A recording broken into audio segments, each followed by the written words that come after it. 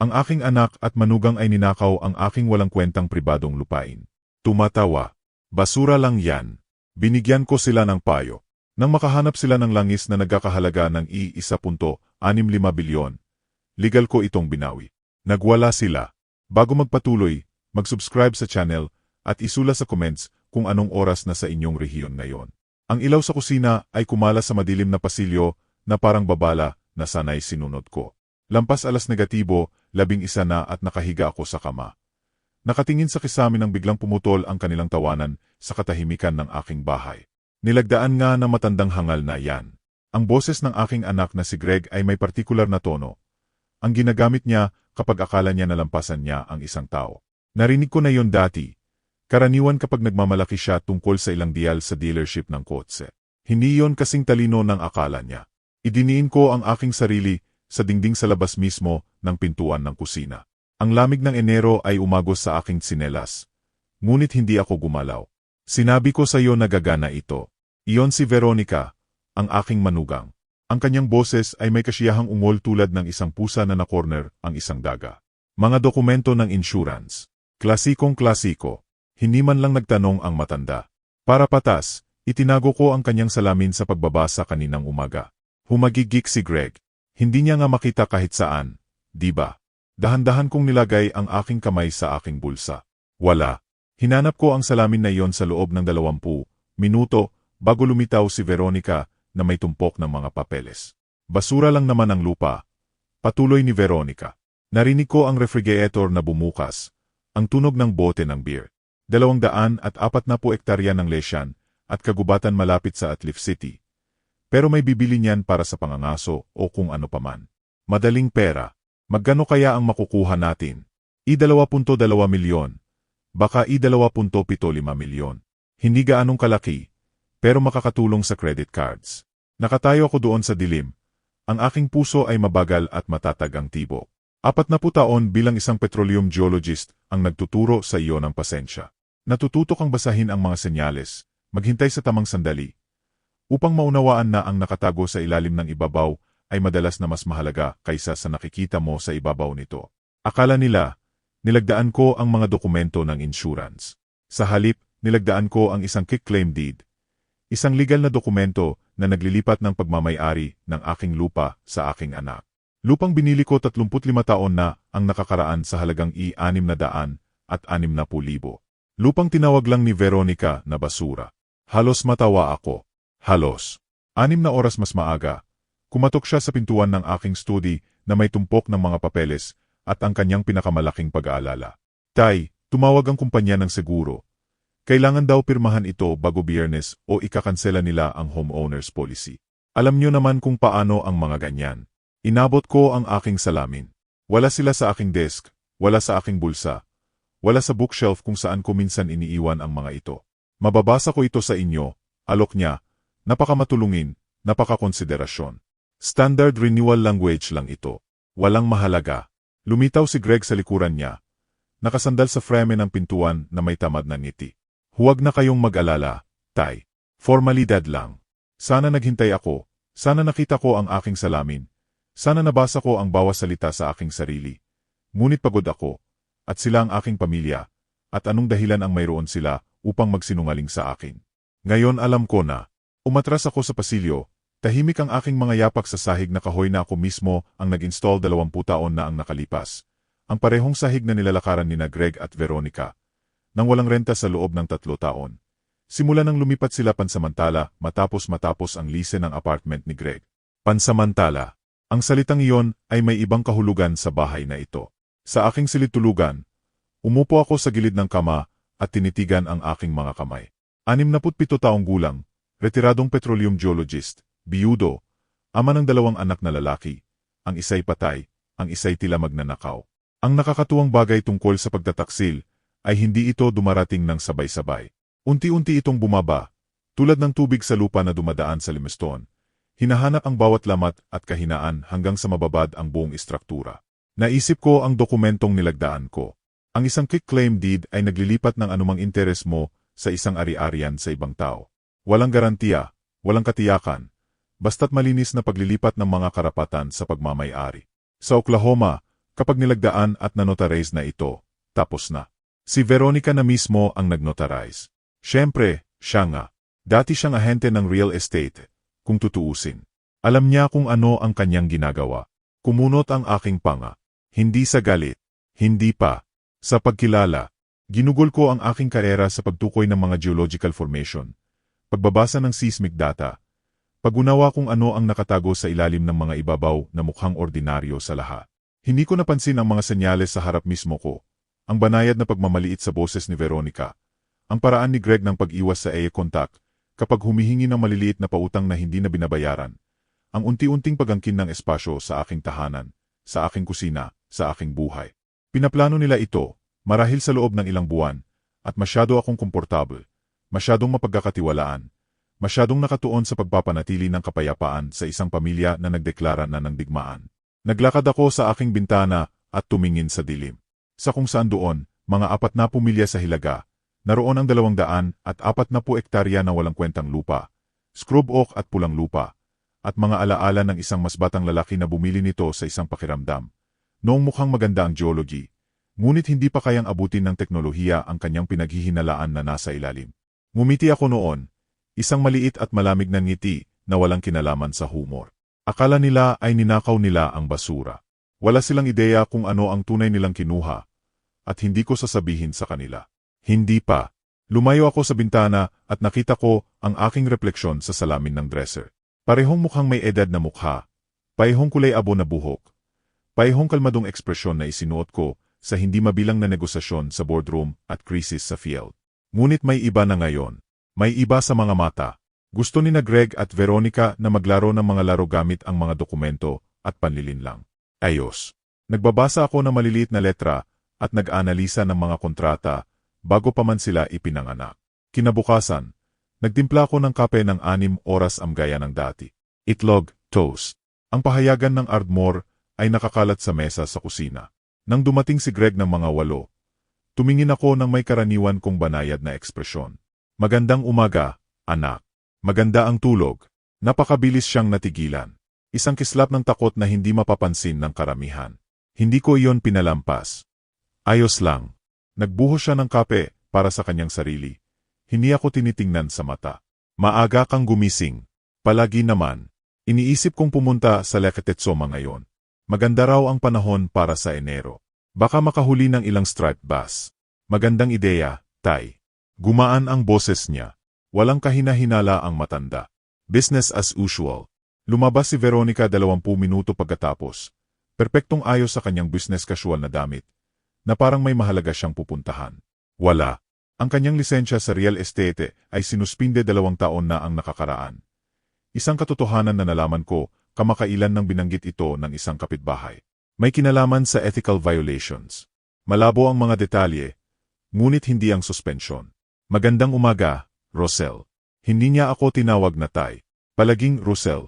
Binibigkas ng may manipis na ngiti na nagpapahiwatig na ginagawan niya ako ng pabor sa pagkilala sa aking pag-iral. Veronica, tiniklop ko ang aking pahayagan. Magandang araw. Mangingisda ako. Ang ganda naman para sa iyo. Bumaling siya kay Greg. Dapat nating pag-usapan ang kumpanya ng hunting lease. Baka interesado sila sa ari-arian. Pinanatili kong neutral ang aking mukha habang ako ay tumayo. Hinugasan ang aking tasa ng kape, at kinuha ang aking gamit sa pangingisda. Pinanood nila ako umalis na may bahagyang nakatagong pagkainip. Marahil ay kinakalkula na kung paano hatiin ang kanilang inaasahang limpak-limpak na pera. Nagmaneho ako sa Leketetsoma, ipinarada sa aking karaniwang lugar malapit sa marina, at umupo sa aking truck sandali. Pagkatapos ay kinuha ko ang aking telepono at tinawagan ang aking apo, si Olivia. Sinagot niya sa ikalawang ring. Lolo, kumusta na po kayo? Matagal na tayong hindi nagkikita. Si Olivia, 24 taong gulang, 2 taon sa law school ng University of Oklahoma. Ang anak ng aking mas batang anak na si Robert, na namatay sa aksidente sa Coats 8 taon na ang nakakaraan. Siya lang ang miyembro ng pamilya na regular na tumatawag sa akin, na bumibisita ng walang gusto, na tumitingin sa akin na parang ako ay isang tao sa halip na isang hadlang. May kailangan akong itanong sa iyo, Sinta. Hypothetically, narinig ko ang ngiti sa kanyang boses. Mukhang seryoso ito. Kung may isang tao na nanloko sa isa pang tao, upang pumirma ng isang legal na dokumento. Sinabi sa kanila na ito ay isang bagay gayong iba pala. Ano ang tawag doon? Isang paghinto. Iyon ay fraud in the inducement. Iyon ay kapag nililinlang ang isang tao tungkol sa kalikasan ng kanilang pinipirmahan. Seryoso itong tinitingnan ng Oklahoma. Isa pang paghinto. Mas matagal sa pagkakataong ito. Lolo, may nangyari po ba? Sinabi ko sa kanya. Lahat. Ang nakatagong salamin, ang peking kwento ng seguro, ang pag-uusap na narinig ko. Nang matapos ako, tahimik ang linya. Ang mga iyon na talagang, hininto niya ang kanyang sarili. Pasensya na, Lolo. Pasensya na po talaga. Huwag kang mag-sorry. Maging matulungin. Ano ang aking mga opsyon? Mayroon kang 2 taon mula sa pagtuklas upang magsampa ng kaso. Ngunit kakailanganin mo ng ebidensya, mga testigo, dokumentasyon, anumang nagpapatunay na mali ang kanilang ipinahayag sa dokumento. May iba pa bang nakarinig sa kanila na nagsasabi na ito ay papeles ng seguro? Naisip ko ito. Ang notaryo. Gumamit si Veronica ng isang taong kilala niya. Hindi maganda iyon. Malamang ay susuportahan nila ang kanyang kwento. Paano ang mga kapitbahay? Sinuman na maaring nakarinig ng mga pag-uusap. Maaring. Kailangan kong pag-isipan iyon. Lolo, kailangan mo ng tunay na abogado. Hindi ako. Estudyante pa lang ako. Ngunit isang taong espesyalista sa real estate fraud. May mga referral ang Oklahoma Bar Association. Alam ko, gusto ko lang munang maintindihan kung ano ang aking hinaharap. Pagkatapos naming mag-usap, umupo ako sa aking truck, pinagmamasdan ang lawa. Araw ng taglamig sa kulay-abo na tubig. Ilang bangka sa malayo, tahimik, normal, na parabang hindi nagbago ang aking mundo, 12 oras na ang nakakaraan. Naisip ko ang araw na binili ko ang lupa na iyon. 1,989.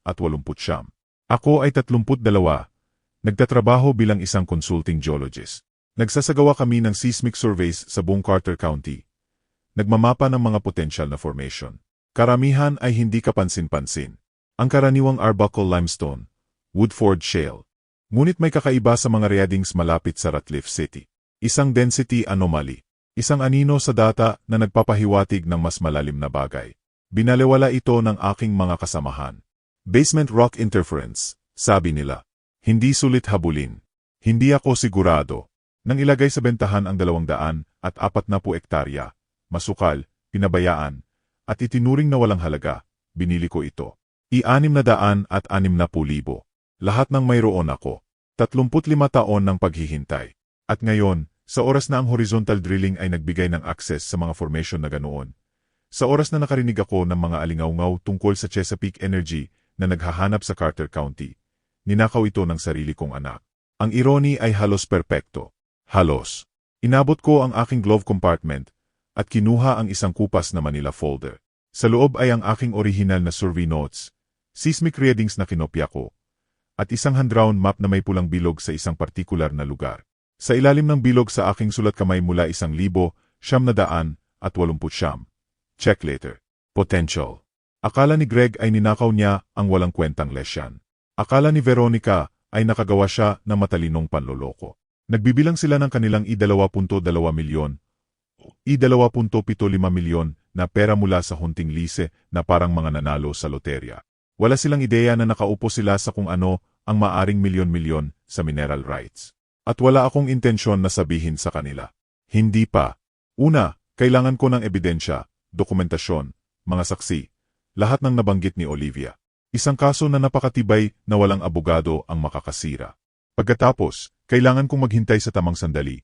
Ang sandali kung kailan ang tunay na halaga ng lupain na iyon ay hindi na maitatanggi.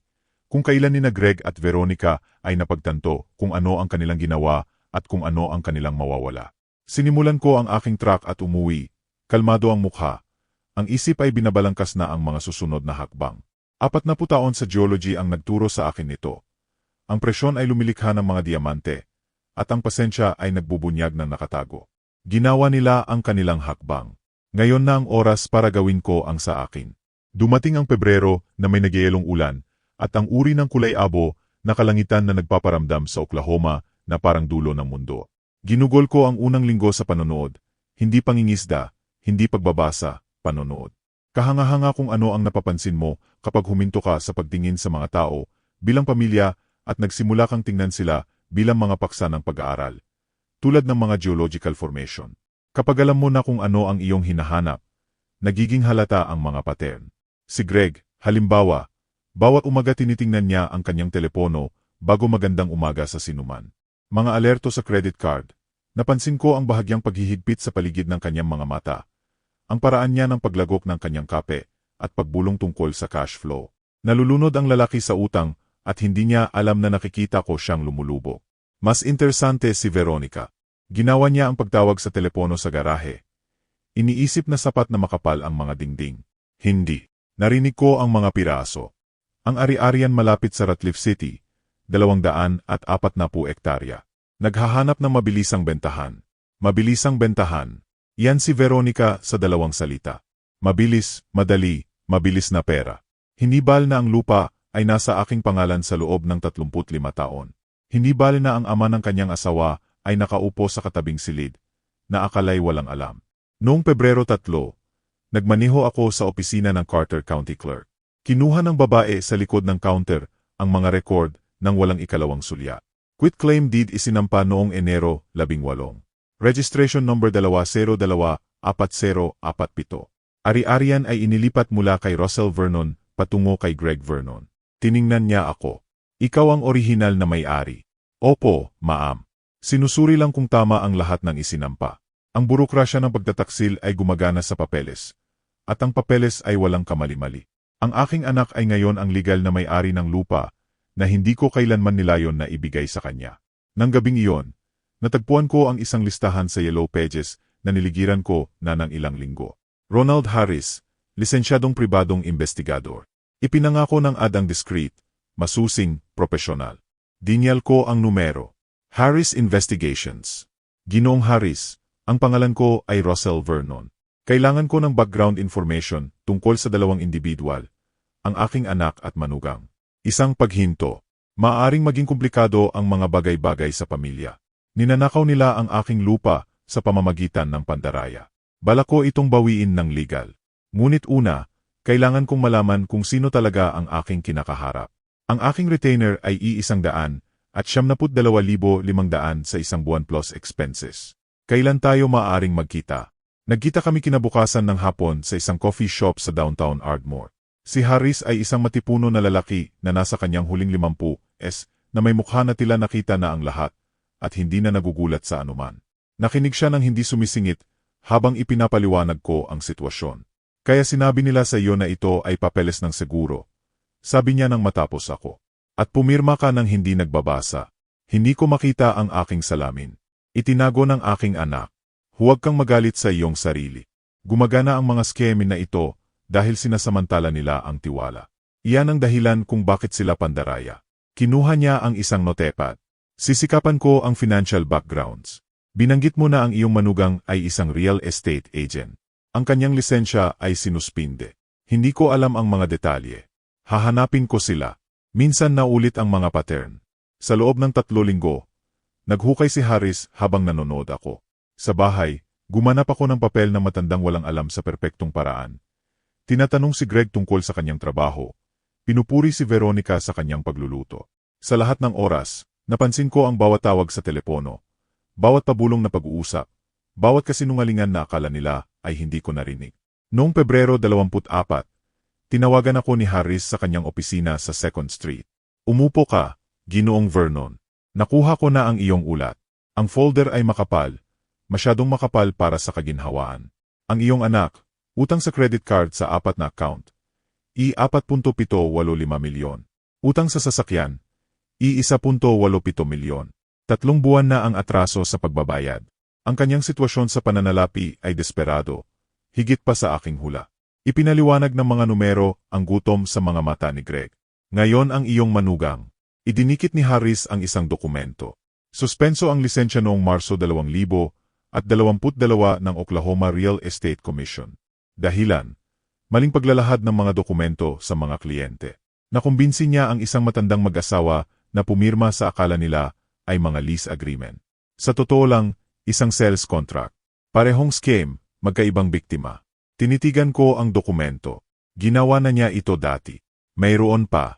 Kinuha ni Harris ang isa pang sheet. Ang iyong kapitbahay, si Ginang Patricia Cole, 72, ay naghahardin malapit sa iyong bakod noong Enero 14 na, ang araw bago ka pumirma. Narinig niya ang iyong anak at manugang na nag-uusap.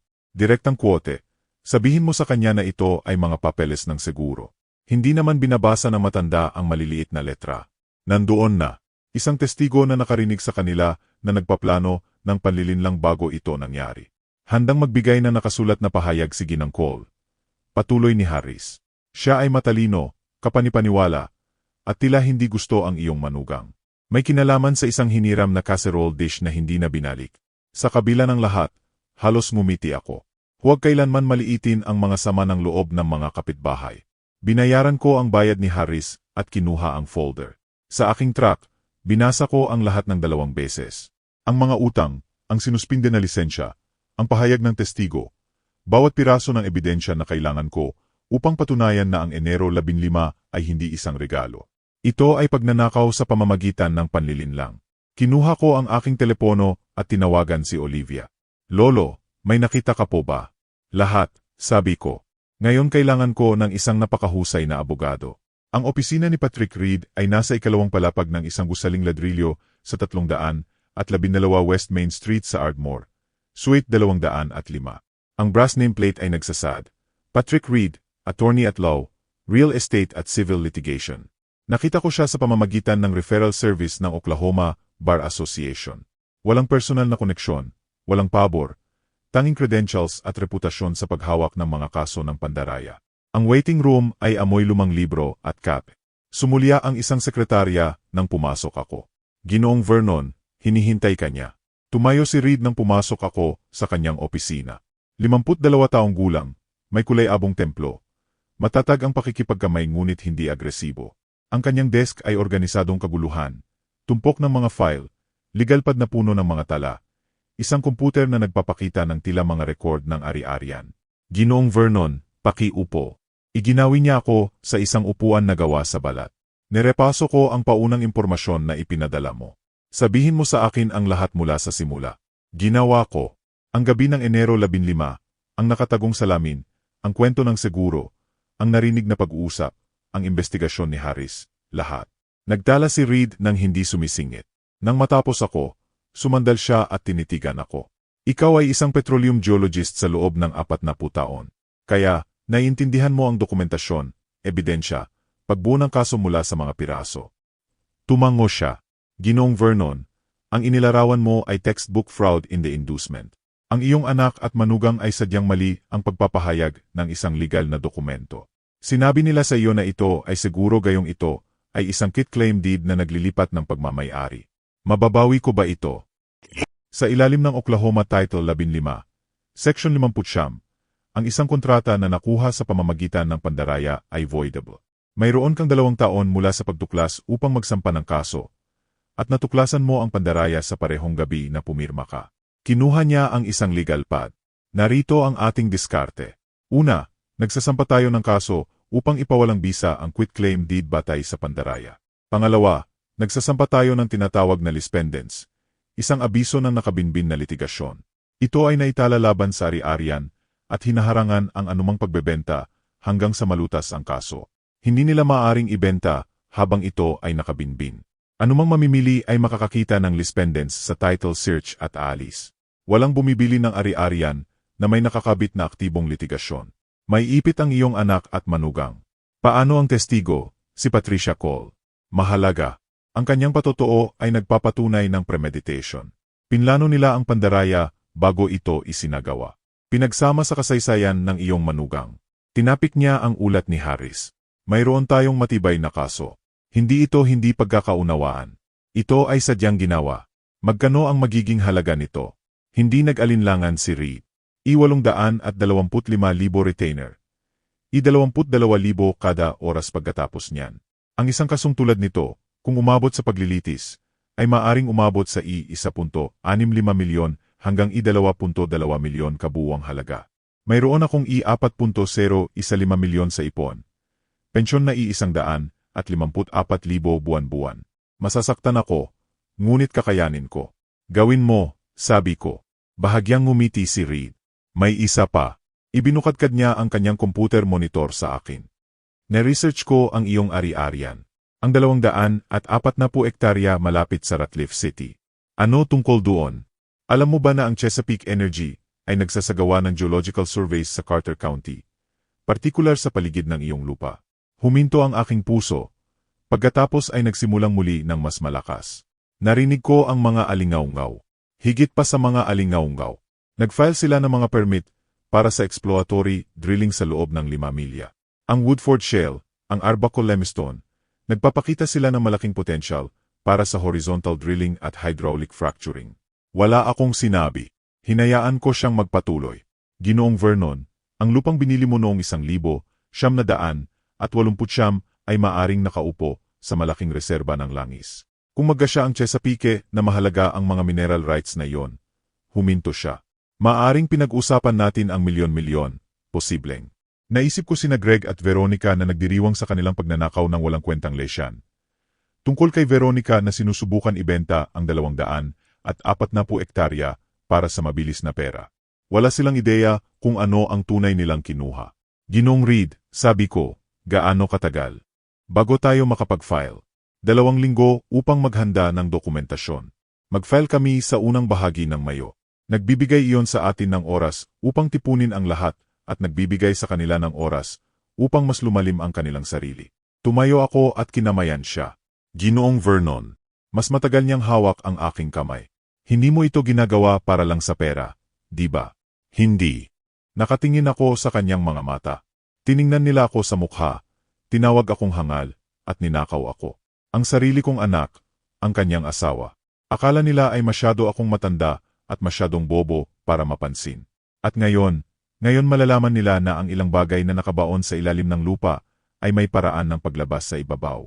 Nang gabing iyon, umuwi ako at nakita sina Greg at Veronica na nanonood ng telebisyon. Halos hindi nila ako pinansin habang dumadaan ako. Tay, sabi ni Greg nang hindi tumitingin. Nakahanap si Veronica ng hunting club na maaring umupa ng ari-arian. 440,000 sa isang taon. Hindi masama, di ba?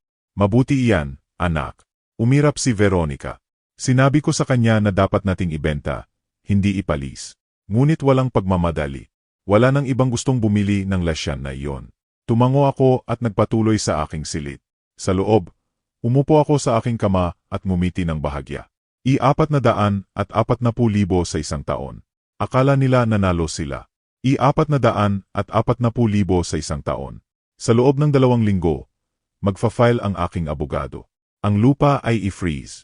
At kapag dumating ang Chesapeake Energy, kasama ang kanilang milyon-milyon na sinubukan na kawin ng aking anak at manugang, nandoon ako, naghihintay. Binuksan ko ang aking drawer at tiningnan ang aking lumang geological maps. Ang pulang bilog sa paligid ng 240 hektarya. Ang tala na isinulat ko, 35 taon na ang nakakaraan. Check later. Potential. Sa wakas ay dumating na ang letter. Ang mga linggo sa pagitan ng kalagitnaan ng Marso at huling bahagi ng Abril ay isang masterclass sa pasensya. Ginugol ko ang mga dekada sa pag-aaral ng mga formation ng bato na tumagal ng milyon-milyong taon upang mabuo. Ang paghihintay ng ilang linggo pa para sa hustisya, wala iyon. Tinawagan ako ni Patrick Reed noong Marso 20 na may balita na nagpabalik sa lahat ng araw ng paghihintay. Ginoong Vernon, nakakuha ako ng mga pampublikong record sa geological surveys sa Carter County. Nagsasagawa ng survey ang Chesapeake Energy sa Ratliff City area simula Nobyembre. Nag-file sila ng mga permit para sa 3 exploratory wells sa loob ng 7 milya ng iyong ari-arian. Umupo ako sa aking truck sa Laketetsoma. Ang pamalo ng pangingisda ay hindi nagalaw sa tabi ko. Ano ang tinatayang halaga? Batay sa Woodford Shale Deposits at access sa Arbuckle Formation, tinataya ng mga industry analyst na ang mineral rights sa lugar na iyon ay maaring nagkakahalaga ng I1.1 bilyon hanggang I1.25 bilyon. Ipinikit ko ang aking mga mata. I1.25 bilyon. Ninakaw ng aking anak ang lupa na posibleng nagkakahalaga ng I1.25 bilyon. Na iniisip na ito ay basura. Na iniisip na nagawa niya ang kon ng kanyang buhay. Hindi lang nila ninakaw ang aking lupa, Ginoong Reed. Ninakaw nila ang isang oil reservoir na lalong nagpapalakas sa ating kaso ng pandaraya. Ang potensyal na halaga ay nagpapakita ng malaking motibo sa pananalapi. Pagkatapos naming mag-usa sa telepono, umuwi ako at bumalik sa aking papel bilang ang matandang walang kaalaman. Hindi ito mahirap. Halos hindi na ako napapansin ni na Greg at Veronica. Ako ay parang muebles sa kanila. Ingay sa likuran, isang maliit na abala na sumasakop sa espasyo sa isang bahay na naisip na nilang kanila. Nagluto ako ng hapunan ng gabing iyon. Inihaw na manok, nilupak na patatas, green beans. Inihanda ko ang mesa para sa 3, tulad ng dati. Dumating si Greg ng mga 6 oras. Niluluwag ang kanyang kurbata. Ang bango, Tay. Ano ang okasyon? Walang okasyon. Naramdaman ko lang magluto. Inabutan ko siya ng plato. Kumusta ang trabaho? Ayos lang. Kinuha niya ang plato nang hindi ako tinitingnan sa mata. Abala. Dumating si Veronica 0 minuto pagkatapos. Nakadikit ang telepono sa kanyang tainga. Binaba niya nang makita akong nanonood. Iyon ay isang realtor, anunsyo niya. Iniisip niya na maaring magbayad ang isang hunting club ng I-2.475 milyon para sa ari-arian. Mas malaki iyan kaysa sa akala natin, sabi ni Greg, habang umaangat ang kanyang kilay. Basura pa rin ang pera. Tinusok ni Veronica ang kanyang manok. Ngunit kailangan munang makakuha ng financing ang mamimili. I-2.475 milyon. Pinag-awayan nila ang I-2.475 milyon habang nakaupo sa milyon-milyong hindi nila alam na umiiral. Halos kinapitan ko sila. Halos. Sa mga sumunod na linggo, pinanood ko ang kanilang drama na naganap ng may pagka-amusement at malamig na kasiyahan. Hindi natuloy ang deal sa hunting club. Hindi nakakuha ng pautang ang mamimili. 3 araw na nagwala si Veronica. Nagmamadaling isinasara ang mga pinto at sinisigawan ang lahat. Sinumpa ang lupang ito, sigaw niya isang gabi. Walang gustong bumili nito. Naiipit tayo sa 240 ektarya ng wala. Ibinuklat ko ang pahina ng aking pahayagan at itinago ang aking ngiti. Samantala, patuloy na binuo ni Reed ang aming kaso. Nilagdaan ni Patricia Cole ang kanyang nakasulat na pahayag na nagdodokumento ng pag-uusap na narinig niya noong Enero 14 na. Nakakuha kami ng mga disciplinary record ni Veronica mula sa Oklahoma Real Estate Commission. Ang suspensyon sa maling pagpapahayag ng mga dokumento sa mga matatandang kliyente. Bawat piraso ng ebidensya ay magkakasama tulad ng mga sedimentary layers na bumubuo patungo sa isang bagay na matibay at hindi maikakaila. Noong Abril 28, tumawag si Reed na may balita. Handa na tayong mag-file ng demanda. Ang list pendants, lahat ay handa na. Isusumit natin sa Carter County District Court sa susunod na linggo. Gawin mo. Mayroon pa. Isang kumpanya ng land management ang tumawag sa opisina ng county clerk na nagtatanong tungkol sa mga kamakailang quitclaim deeds malapit sa Ratliff City. Malamang ay ginagawa ng Chesapeake ang kanilang homework bago mag-alok. Naisip ko sina Greg at Veronica na sinusubukang ibenta ang kanilang walang kwentang lesyan sa halagang I-2.475 milyon. Wala silang ideya na isa sa pinakamalaking kumpanya ng enerhiya sa Oklahoma ang umiikot sa kanilang ninakaw na ari-arian na parang isang pating na amoy ng dugo. At sa lalong madaling panahon, hindi na nila ito maibebenta. I file ang mga papeles, Ginoong Reed. Oras na. Nang weekend na iyon, pumunta ako sa Lectetsoma isang beses pa. Umupo sa aking karaniwang pwesto. At sa wakas ay nangingisda na rin sa loob ng maraming buwan. Nakahuli ng 3 striped bass, pinakawalan silang lahat. Kapag naghintay ka ng 35 taon para sa isang bagay, natututo kang pahalagahan ang sandali bago magbago ang lahat. Ang katahimikan bago ang lindol, ang katahimikan bago tumama ang drill sa langis. Sa biyahe pa uwi, naisip ko si Greg, ang aking anak, ang batang sumusunod sa akin sa geological surveys, nagtatanong tungkol sa mga bato at fossils. Ano ang nangyari sa batang iyon? Kailan naging karapatan ang ambisyon? Kailan naging isa pang mapagkukunan na sasamantalahin ang pamilya? Siguro impluensya ni Veronica. Siguro nandoon na palagi. Naghihintay na parang langis sa ilalim ng lupa. Nakita niya ang kanyang kahinaan, ang desperadong pangangailangan na patunayan ang sarili at sinamantala ito. Magkasama, nagpasya sila na isa lang akong balakid. Isang matandang lalaki na may mga ari-arian na kailangang anihin. Malalaman nila kung gaano sila nagkamali. Anuman, hindi na mahalaga ngayon. Handa na ang demanda. Nakuha na ang ebidensya. Nakaset na ang bitag. Handa na ako. Noong Mayo 3, 2024, isinampa ni Patrick Reed ang aming demanda sa District Court ng Carter County. Numero ng kaso CJ-2-12-482 Vernon laban kay Vernon. Inakusa ng reklamo ang pandaraya sa pag-udyok at hinangad na ipawalang bisa ang quitclaim deed na may petsang Enero 15, 2024. Kasabay nito, nagsampa siya ng list pendants, Isang abiso na nakabinbin na litigasyon na naitala laban sa ari-arian.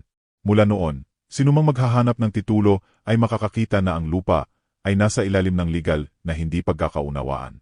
Walang bangko ang magpopondo ng pagbili. Walang mamimili ang hahawak nito. Ang ninakaw na ari-arian ni Greg at Veronica ay ngayon ay frozen solid.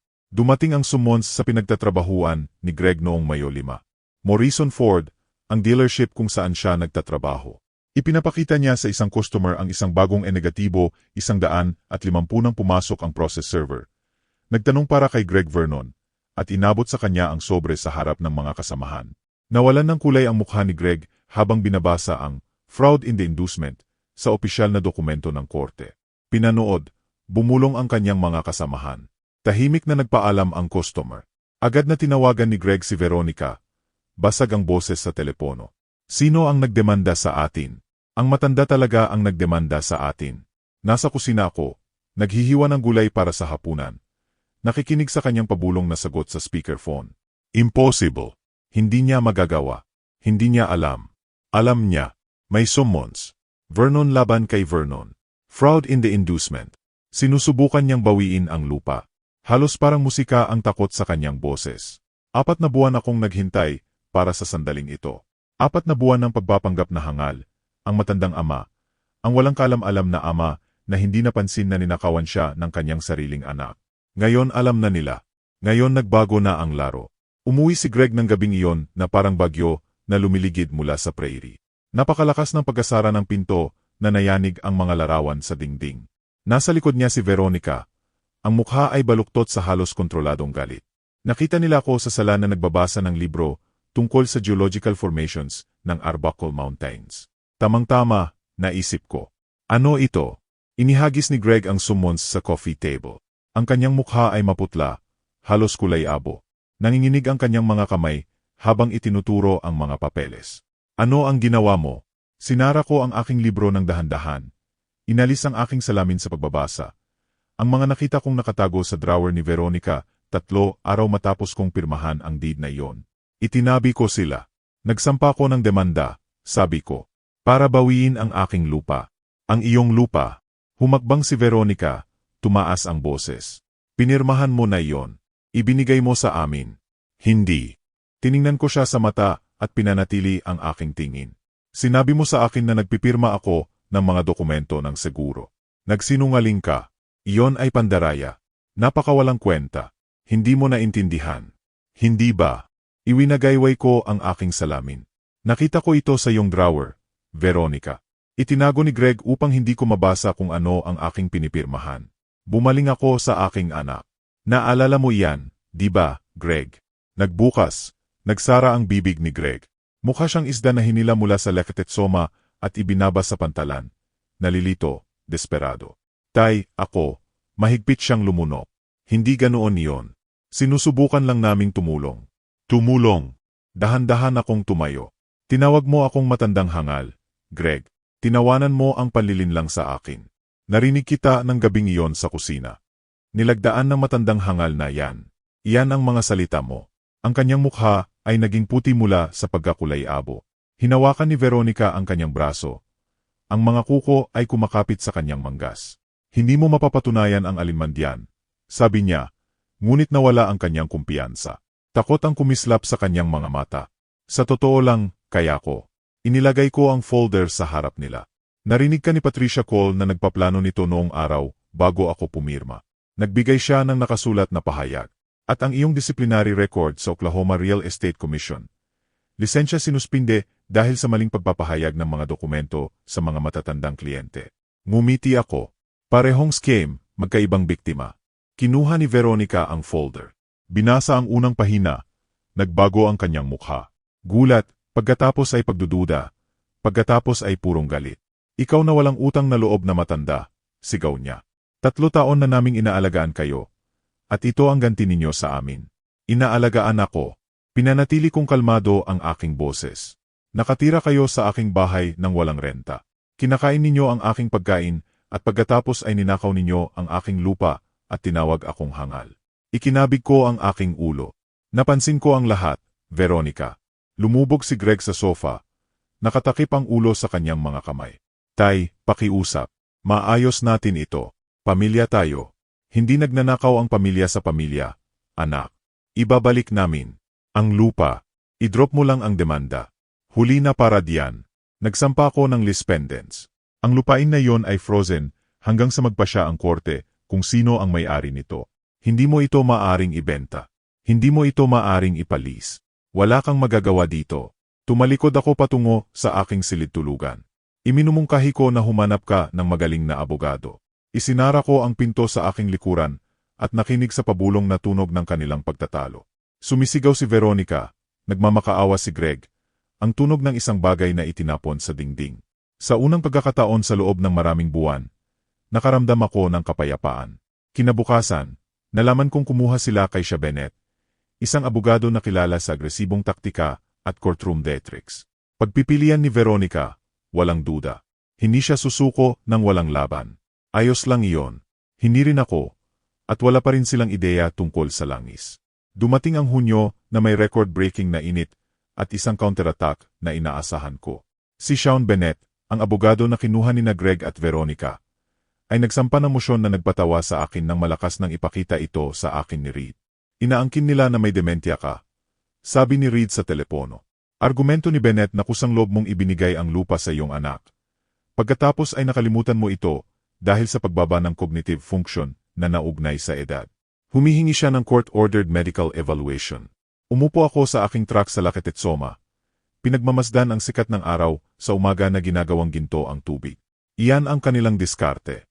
Sabihin na baliw ako. Ito ay isang karaniwang taktika sa mga kaso ng pandaraya sa matatanda. Sinusubukan nilang baliktarin ang salaysay.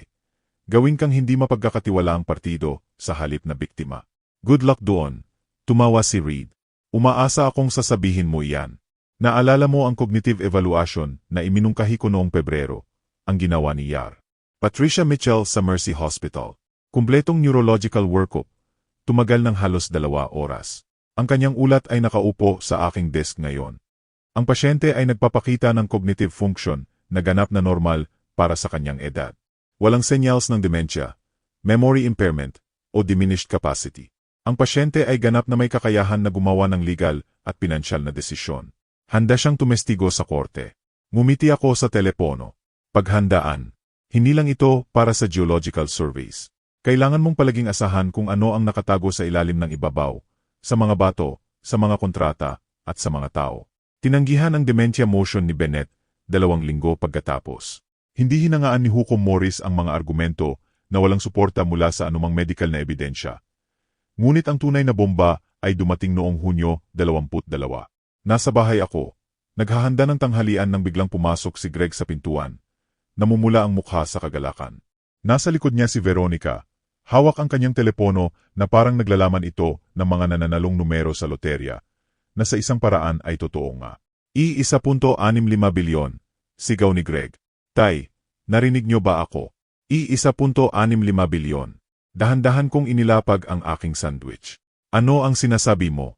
Ipinakita sa akin ni Veronica ang kanyang telepono. Sa screen ay isang email mula sa Chesapeake Energy na nakasulat kay Greg Vernon bilang rehistradong may-ari ng 200 at 40 ektarya malapit sa Ratcliffe City, Oklahoma. Nag-aalok ang kumpanya ng I-1.65 bilyon para sa mga karapatan sa mineral. Ang karapatan na kunin ang langis at gas mula sa ilalim ng lupa. Langis, tay. Halos sumayaw na si Greg sa kusina. May langis sa ilalim ng lupang iyon. Milyonaryo na tayo. Tiningnan ko ang email, tiningnan ang aking anak. Nakangiti na parang nanalo lang siya sa loterya. Tiningnan si Veronica, na kinakalkula na sa kanyang isip kung anong designer furniture at luxury cars ang mabibili niya sa I-1.65 bilyon. Wala silang ideya na alam ko na ang posibilidad na ito sa loob ng 35 taon. O na nakipag-ugnayan ang Chesapeake sa aking abogado ilang linggo na ang nakakaraan. Na ipinapahayag ang kanilang kagustuhang makipag-ugnayan sa akin, ang lehitimong may-ari, sa halip na sa kanila. Malaki ang alok na iyan. Maingat kong sabi. Hindi ba nakakapanindig balahibo? Ang boses ni Veronica ay puno ng tamis. At isipin mo na halos ibinenta namin ito sa hunting club sa halagang I-2.475 milyon. Binabago nito ang lahat, Rosel.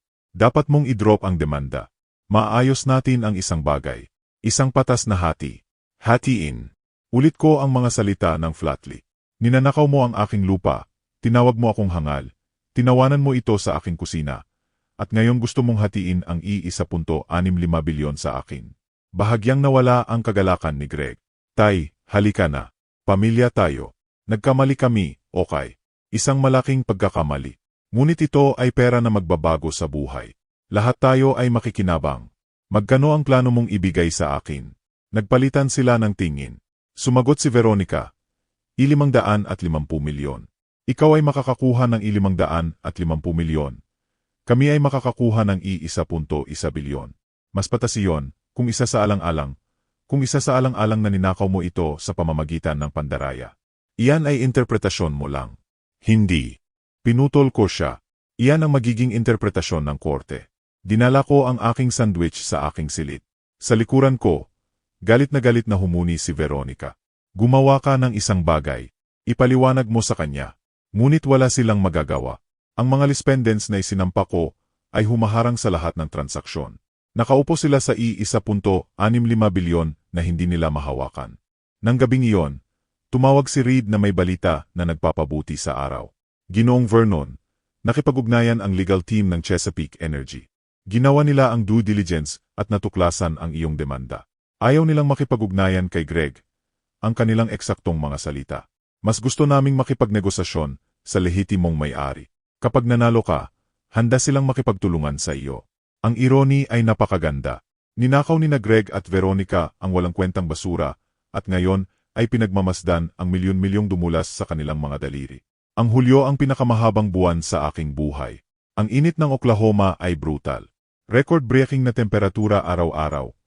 At ang tensyon sa aking bahay ay kayang basagin ang semento. Sina Greg at Veronica ay naging anino ng kanilang sarili. Ang I-1.65 bilyon na alok mula sa Chesapeake ay nakabitin sa kanila na parang isang gintong ulap na hindi nila mahawakan. Bawat araw na patuloy ang demanda ay isa pang araw na ang pera ay nakaupo ng frozen, hindi maabot. Bawat araw ay isa pang araw ng panonood sa kanilang mga pangarap na nawawala. Tumigil si Veronica sa paggamit ng makiup. Ang kanyang karaniwan na perpektong hitsura ay gumuho. Maitim na bilog sa ilalim ng kanyang mga mata mula sa mga gabing walang tulog. Mga kuko na kinagat hanggang sa labi. Buhok na hindi nalabhan sa loob ng maraming araw. Kinakain siya ng stress mula sa loob. Mabuti. Tumigil si Greg sa pagpasok sa trabaho.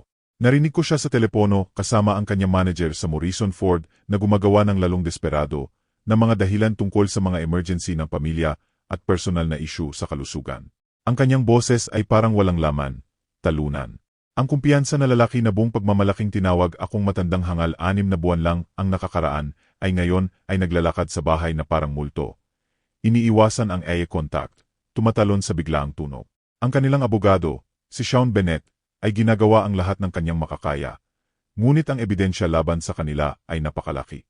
Ganap na bumagsak ang claim sa dementia nang isumite ni Reed ang detalyadong evaluation ni Yar Mitchell. Ang argumento ng voluntaryong regalo ay walang dokumentasyon na sumusuporta dito. Walang letter of intent, walang pagkilala, walang paliwanag kung bakit ang isang retiradong petroleum geologist ay magbibigay ng posibleng mahalagang mineral rights ng libre. At ang pahayag ng testigo ni Patricia Cole ay nakabitin sa kanilang kaso na parang tabak ng tagapagpaganap. Noong Hulyo 15, huling desperadong pagtatangka ni Greg. Nahuli niya ako sa veranda sa madaling araw. May kape sa kamay. Pinagmamasdan ang pagsikat ng araw sa patag na abot-tanaw ng Oklahoma. Tay, ang kanyang boses ay tahimik, iba, basag. Maaari ba tayong mag-usap? Talagang mag-usap. Hindi ako lumingon. Nakikinig ako. Alam kong mali ang ginawa namin. Nakikita ko na ngayon. Ngunit I-1.65 bilyon, tay. I-1.65 bilyon. Isipin kung ano ang ibig sabihin niyan para sa lahat. Para kay Olivia. Mababayaran mo ang kanyang law school. Itatag mo siya sa buhay. Siguraduhin mo na hindi siya magkakaproblema tulad ng sa amin. Nagbabayad na ako para sa law school ni Olivia. Huminto siya. Ano? Nagsimula ng pondo, 3 taon na ang nakakaraan. Bawat semestre ay sakop. Magtatapos siya ng walang utang. Walang kinalaman sa lupang ito. Natahimik si Greg ng matagal. Nang muli siyang magsalita, basag ang kanyang boses. Kaya, hindi talaga ito tungkol sa pera para sa inyo. Hindi kailanman. Kung gayon ano ang gusto ninyo mula sa akin? Sa wakas ay bumaling ako upang harapin siya. Ang aking anak, Ang batang tinuruan kong mangisda sa Lake Tetsoma. Ang batang dinala ko sa mga geological sites. Ipinapaliwanag kung paano ginagawa ng presyon at oras ang sediment na bato. Kung paano inihahayag ng pasensya ang nakatago sa ilalim ng ibabaw. Sa kung saan sa pagitan, ang mausisan na batang iyon ay naging ganito. Isang lalaki na magnanakaw sa sarili niyang ama at tatawanan ito sa katabing silid. Gusto ko ng hustisya, sabi ko ng tahimik. Nagsinungaling ka sa akin. Ninakaw mo ako. Itinago mo ang aking salamin upang hindi ko mabasa kung ano ang aking pinipirmahan. Tinawanan mo ito sa aking sariling kusina habang nakatayo ako sa pasilyo at nakikinig. Ano ang gusto ko ay para tingnan ng isang hukom ang lahat ng ebidensya at sabihin sa iyo ng opisyal at pampubliko na mali ang ginawa mo. At pagkatapos, mababawi mo ang lupa, ang i-1.65 bilyon, lahat. At wala akong matitira. Magkakaroon ka ng eksaktong kinita mo, Greg. Wala nang higit, wala nang kulang. Tinitigan niya ako ng may pagitan ng galit at pagkabigo. Ang kanyang mga mata ay namumula. Ang kanyang mukha ay hindi inahitan. Ang mamahaling relo na binili ni Veronica para sa kanya ay nakabitin ng maluwag sa kanyang pulso. Nawalan siya ng hindi bababa sa 15 pounds mula sa stress. Anak mo ako, bulong niya. Ang tanging anak mong nabubuhay. Wala na si Robert. Ako na lang ang natitira sa iyo. Hindi ba mahalaga iyon? Mahalaga ang lahat hanggang sa pinatunayan mo na hindi ito mahalaga para sa iyo. Tumalikod siya at lumayo ng walang salita. Ang pagdinig ay itinakda para sa Agosto 15. Si Hukom Glenn Morris ang namumuno. Sinabi sa akin ni Reed na si Morris ay may 30 taong reputasyon sa pagiging patas at masusi. At partikular na ayaw sa mga kaso ng pandaraya na kinasasangkutan ng mga matatandang biktima. Mayroon tayong matibay na ebidensya, sabi ni Reed sa aming huling pagpupulong sa paghahanda. Ang pahayag ng testigo, ang kasaysayan ng pagdidisiplina ni Veronica, ang iyong medical na pagsusuri, ang valuation ng Chesapeake na nagpapakita ng motibo, ngunit walang anumang garantisado sa isang courtroom. Agresibo si Bennett. Susubukan niyang guluhin ka. 40 taon akong nakikipag-ugnayan sa mga magagaliting executive at may pag-alinlangan na mga investor. Sa tingin ko ay kaya kong hawakan ang isang agresibong abogado. Noong Agosto 14 na, ang gabi bago ang pagdinig, umupo ako ng mag-isa sa aking study kasama ang aking geological maps mula 1,980 ang pulang bilog sa paligid ng 240 ektarya. Ang tala sa aking sariling sulat kamay. Check letter. Potential. 35 taon ng paghihintay. Bukas ay magtatapos ang lahat. Itinabi ko ang mga mapa, pinatay ang ilaw, at natulog ng maaga. Bukas, sa wakas ay lalabas ang hustisya. Agosto 15, 2024. Carter County Courthouse, 20 B Street, Esbley, Ardmore, Oklahoma. Ang courtroom ay tahimik na parang libingan. Umupo ako sa mesa ng plaintiff kasama si Patrick Reed. Ang mga folder ng ebidensya ay nakasalansan ng maayos. Sa kabilang pasilyo, sina Greg at Veronica ay nakatayo sa tabi ni Shawn Bennett. Pinagpapawisan si Greg sa kabila ng air conditioning. Matigas na nakaupo si Veronica. Puti ang mga buko sa kanyang purse. Pumasok si Hukom Glenn Morris ng siyam-am ng eksakto. 63 taong gulang. May kulay pilak na buhok. Mga mata na nakakita na ng lahat ng uri ng palilinlang ng tao. Hindi siya nag-aksaya ng oras. Kaso bilang CJ-202-48-2 Vernon laban kay Vernon. Ginoong Reed, ipresenta ang kaso ng plaintiff. Ipinresenta ni Reed ng may surgical precision. Ang pahayag ni Patricia Cole, ang kapitbahay na nakarinig. Sabihin mo sa kanya na ito ay mga papeles ng seguro. Hindi naman binabasa ng matanda ang maliliit na letra. Ang disciplinary record ni Veronica. Lisensya sinuspinde dahil sa magkatulad na maling pagpapahayag ng dokumento. Ang evaluation ni Yar Mitchell. Ganap na kakayahang mag-isip. Ang liham ng Chesapeake Energy. Ang mga mineral rights na nagkakahalaga ng I-1.5, 4 bilyon hanggang I-1.76 bilyon. Iginagalang na hukom. Pagtatapos ni Reed, ang ebidensya ay nagpapakita ng sadyang panlilinlang. Itinago nila ang salamin ni Ginoong Vernon. Maling ipinahayag nila ang isang quitclaim deed bilang seguro. Mayroon silang motibo sa pananalapi, higit sa I-6.6 milyon sa utang. Ang cross-examination ni Bennett ay agresibo. Ginoong Vernon, hindi ba totoo na matagal na kayong hindi nagkakasundo ng inyong anak? Nagkaroon kami ng mga pagkakaiba.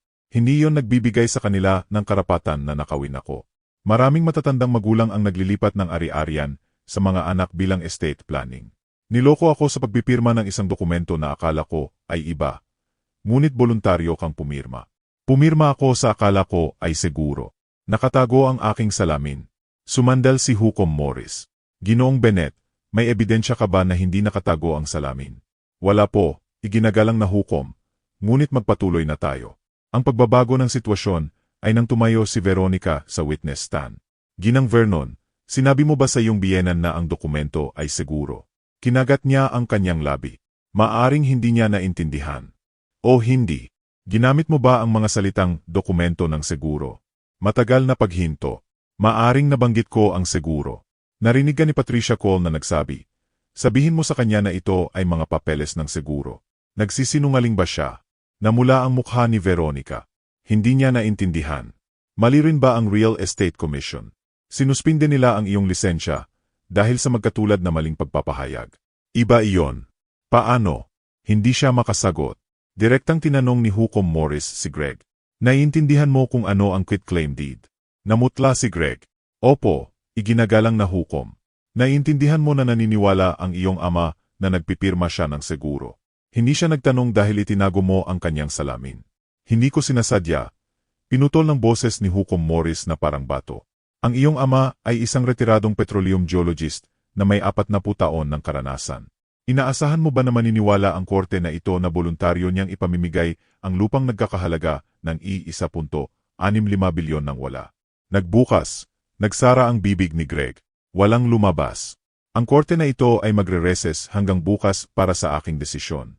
Sa labas, mga yapak sa likuran ko. Ang boses ni Greg ay desperado. Tay, pakiusap. 50 paghahati 50. Kahit ano ang gusto ninyo. Huminto ako, lumingon. Humihingal si Greg, takot sa kanyang mga mata. Si Veronica sa likuran niya, tumutulo ang maskara. Pakiusap, ulit niya. Anak mo ako. Tiningnan ko siya ng matagal. Pagkatapos ay naglakad patungo sa aking truck ng walang salita. Agosto 16 na, 2024. 9 oras am eksakto. Carter County Courthouse. Ang courtroom ay tahimik na parang libingan. Pumasok si Hukom Glenn Morris, umupo, at binuksan ang kanyang folder ng walang paunang salita. Sa usapin ng Vernon laban kay Vernon, kaso bilang CJ 202-40-802, narating ko na ang aking desisyon. Umupo ako ng perpekto, nakatiklop ang mga kamay sa mesa. Sa kabilang pasilyo, hinawakan ni Greg ang gilid ng mesa nang napakalakas na nagputi ang kanyang mga buko. Ganap na huminto ang paghinga ni Veronica. Ang kanyang mukha ay frozen sa takot na paghihintay. Ang ebidensya na ipinakita sa kasong ito ay malinaw at nakakumbinsi na nagpapakita na ang mga nasasakdal, sina Greg Vernon at Veronica Vernon, ay nakakuha ng pirma ng plaintiff sa isang quitclaim deed sa pamamagitan ng sadyang at kinakalkula na maling paglalahad. Sinabi nila sa kanya na ang dokumento ay papeles ng seguro, gayong alam nilang hindi. Itinago nila ang kanyang salamin sa pagbabasa upang mapigilan siya sa pag-verify ng nilalaman ng dokumento. Ito ay bumubuo ng textbook fraud in the inducement sa ilalim ng mga batas ng Oklahoma. Title 15, Section 50. Direktang tiningnan ni Hukom Morris sina Greg at Veronica. Ang kanyang ekspresyon ay kayang patayin ang apoy. Dahil dito, ang korte na ito ay nagbasya ng quitclaim deed na may petsang Enero 15, 2024, registration number 2024087, ay idineklara na null and void. Ang pagmamay-ari ng 240 hektarya ng lupa malapit sa Atliff City ay ibinabalik sa tunay na may-ari nito, ang plaintiff, Rosel Vernon. Bukod pa rito, ang mga nasasakdal ay inutusang magbayad ng lahat ng legal na gastos ng plaintiff sa usaping ito, na nagkakahalaga ng $1.2875 milyon. Gumawa si Greg ng tunog na parang hangin na tumatakas sa butas na gulong. Isang paghingal, isang paghagis. Ang kanyang mukha ay naging kulay ng lumang tisa, kulay abo, puti, walang dugo, nawalan ng lahat ng pag-asa. Lumubog siya sa kanyang upuan na parang may pumutol sa mga tali na nagpapahawak sa kanya ng tuwid. Iba ang reaksyon ni Veronica. Ang kanyang maskara ng pagiging kalmado ay ganap na nabasag. Hindi ito patas, sigaw niya, tumayo. Matanda na siya, mamamatay din siya sa huli, at magiging atin pa rin. Hindi mo lang maaring, Ginang Vernon. Ang boses ni Hukom Morris ay basag na parang latigo.